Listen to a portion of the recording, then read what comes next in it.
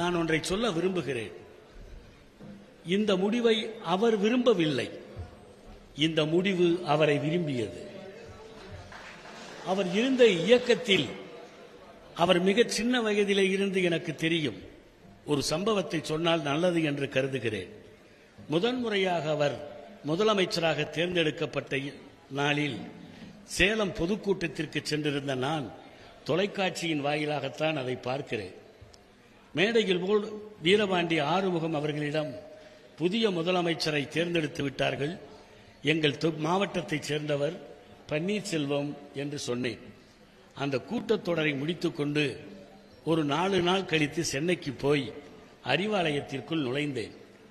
அப்பொழுது அந்த 2 நாள் இடைவெளியில் ஜூனியர் விகடன் பத்திரிகையில் தற்போது முதலமைச்சராக இருக்கிற பன்னீர்செல்வம் அவர்கள் தற்போது திராவிட முன்னேற்றக் கழகத்தின் கொள்கை பரப்பு செயலாளராக இருக்கிற செல்வேந்திரன் அவர்களின் நெருங்கிய நண்பர் என்று எழுதிவிட்டார்கள். இதை கலைஞர் படித்து விட்டார். நான் உள்ளே நுழைந்தேன். நுழைந்தவுடனே அவர் கேட்ட முதல் கேள்வி, என்ன புது முதலமைச்சர் உங்க ஆளாமே என்றார். நான் சிரித்துக்கொண்டே ஆமாம் என்றேன். அவர் எப்படி என்றார். மிகவும் அடக்கமானவர், அமைதியானவர், பொலைட்டாக இருப்பார், நல்ல பையன் என்று சொன்னேன்.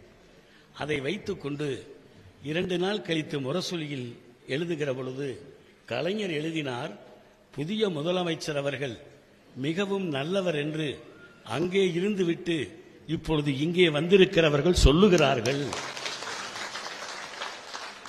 ஏனென்றால் இவரை இப்பொழுது இருக்கிற எங்கள் தலைவர் மட்டுமல்ல, எங்களை விட்டு போன தலைவர் கலைஞரே அவரை விரும்பியவர்.